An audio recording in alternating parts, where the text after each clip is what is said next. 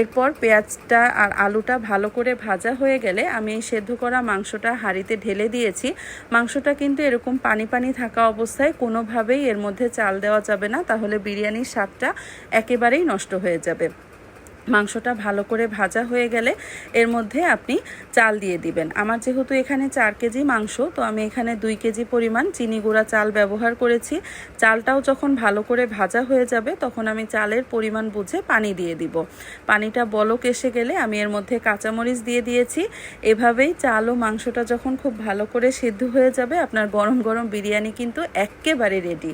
এই রান্নাটা করতে একটু সময় লাগে, তাই ধৈর্য ধরে রান্নাটা কমপ্লিট করতে হবে। রান্না শেষ হয়ে গেলে আপনি নামানোর আগে আগে পেঁয়াজের বেরেস্তা ছড়িয়ে দিয়ে গরম গরম পরিবেশন করুন মজাদার এই খাসির বিরিয়ানি। রেসিপিটা কার কেমন লাগলো চাইলে আমাকে জানাতে পারেন। ভিডিওটা ভালো লাগলে একটা লাইক করে দেবেন, আমার চ্যানেলটা সাবস্ক্রাইব করে দিবেন।